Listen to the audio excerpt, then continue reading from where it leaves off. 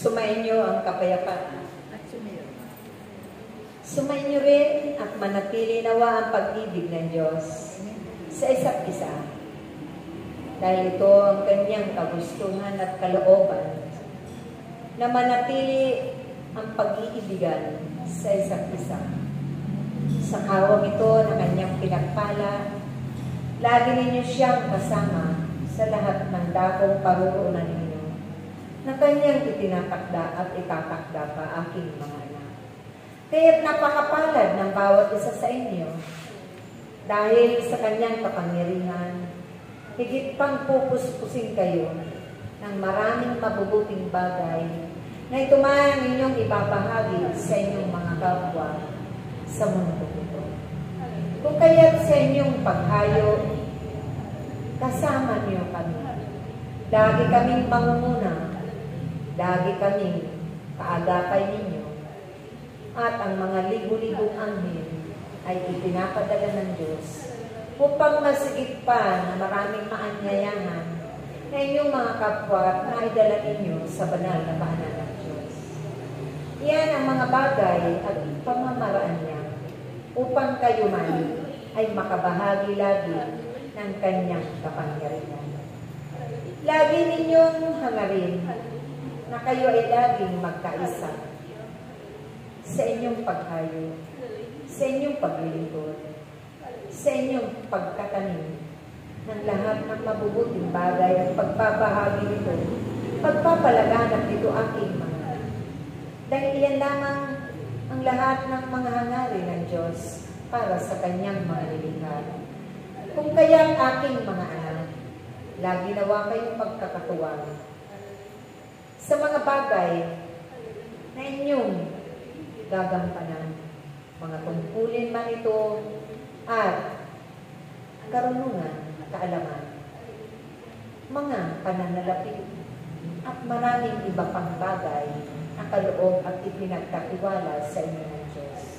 Sa buhay ninyong ito, wala na kayong hahanapin pa aking mga anak.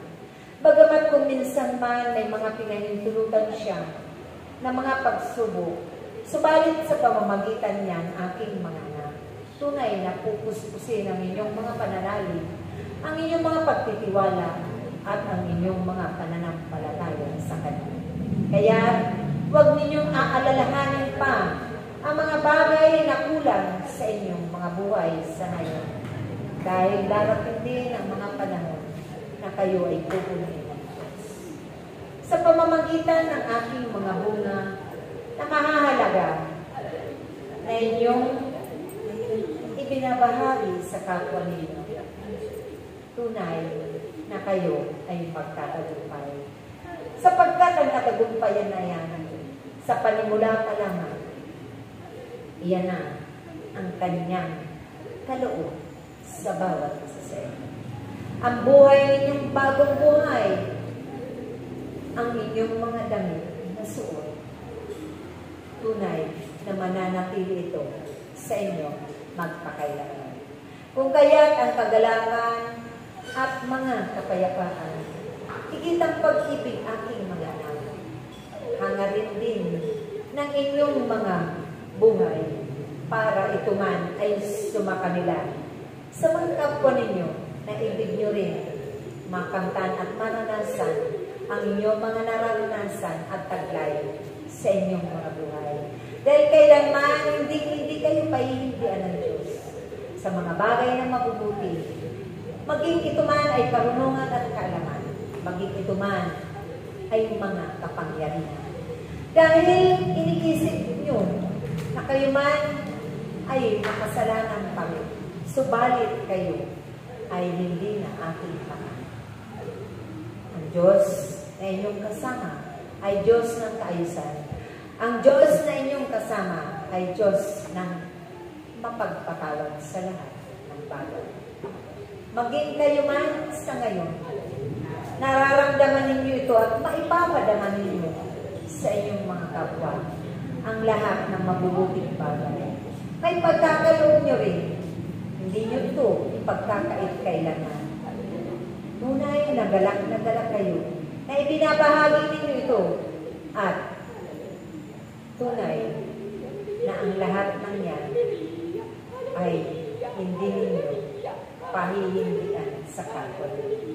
Maging ang inyong mga kakanin na isusubo sa inyong mga bibig, ito'y ibibigay niyo.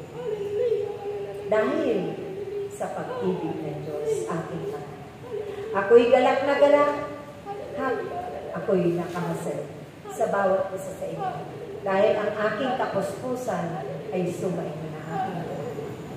Naway manatili ang kapangyarihan ng Diyos magpakailanman. Higit ang sandata ninyo na pag-ibig ay wag na wag mauubos ito sa inyong mga buhay paglilingkod. Sumainyo at manatili ang pag-iibigan sa isa't isa, ang pagtutulungan ng pagmamalasakitan. Kayong lahat ay tagumpay natin. Maraming salamat. Praise